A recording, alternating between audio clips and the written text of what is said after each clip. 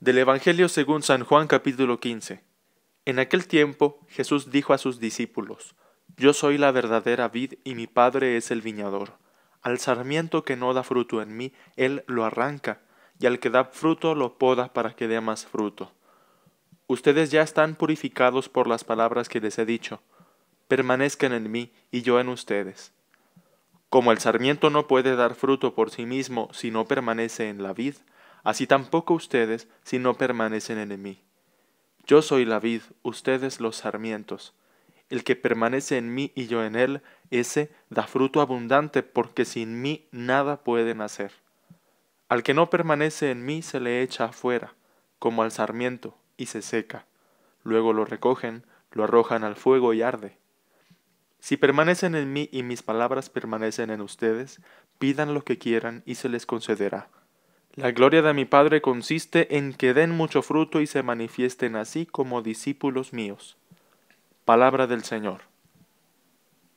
Esta poderosa imagen de la vid y los sarmientos puede ayudarnos a comprender de una manera más profunda la cuestión de vida o muerte, cómo nos salva Dios, cómo podemos librarnos de la condenación eterna y, en positivo, cuál es el secreto de recibir la vida eterna que nos viene de Dios.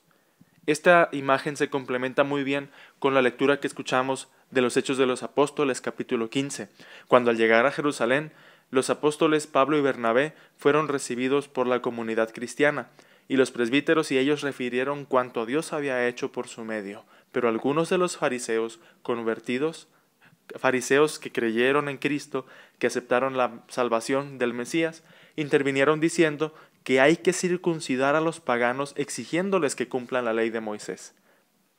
Recordemos que la religión fue transformada en el discernimiento que la comunidad cristiana hizo acerca de la conversión de los paganos.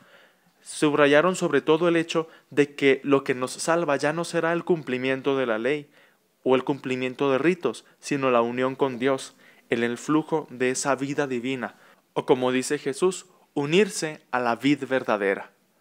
Porque la religión es solamente el aspecto externo de esa relación con Dios en el esfuerzo humano por corresponderle a quien tanto nos ha amado. Tampoco se trata de que vamos a sabotear toda muestra o expresión de religiosidad, sino que en lo profundo de la religiosidad, cuando es en Cristo, late la fe, que es la comunión existencial con Dios. ¿Qué es esto de la comunión existencial con Dios? Bueno, pues que el Espíritu le da sentido a las prácticas exteriores. De nada sirve el cumplimiento cabal de una lista de objetivos y pendientes cuando de fondo hay una actitud lejana a Dios, cuando se busca solamente como un mecanismo de defensa, de autoafirmación, porque tenemos miedo a enfrentar la vida y entonces nos refugiamos en rezos, nos refugiamos en evasiones. Un ejemplo, un retiro espiritual no es un escape o una huida para descansar unos días. Un retiro espiritual es una oportunidad para reencontrarnos con el centro profundo de nuestra vida, que es Cristo. Otro ejemplo más. Ir a misa los domingos es mucho más que ir a encontrarse socialmente con nuestros hermanos, que es algo también positivo, sino que es compartir en comunidad el pan, la palabra, la caridad, la celebración. Otro punto, por ejemplo, el decir que a alguien le encanta las alabanzas y los cantos, eso es un signo externo de religiosidad. Si por muchas alabanzas y por muchos cantos eso no provoca un cambio en ti o no te provoca un encuentro vivo con Cristo, entonces síguelo intentando. No digo que no sirva para nada. Todas las expresiones religiosas que se dan en nuestra fe cristiana han nacido como fruto de la fe del encuentro vivo con Cristo. Y si bien no tenemos una lista de más de 500 preceptos como lo tenía la ley de Israel, sí puede haber personas que digan que si un cristiano no hace tal cosa, entonces no es cristiano.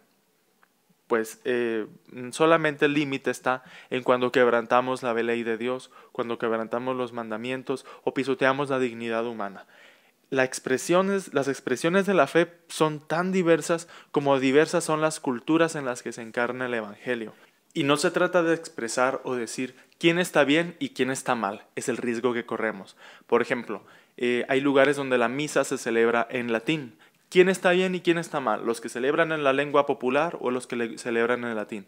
Aquí de lo que se trata es de preguntarnos mejor quién se logra unir a Cristo, porque una persona puede estar en una misa en tal lengua o en tal distinta y al final no se une a Cristo.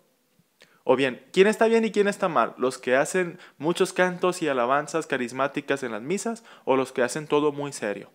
De nuevo, la pregunta no puede ser quién está bien y quién está mal. En la religiosidad es un campo muy abierto, las maneras en las que se expresa la fe católica son muy diversas, lo que nos salva es estar en comunión con Cristo. Las formas exteriores son importantes siempre y cuando nos lleven al encuentro con Cristo, y cuando ese encuentro nos hace perder el anonimato es cuando podemos dar frutos, ya que estamos unidos a la verdadera vid, a la vida eterna que Dios nos da.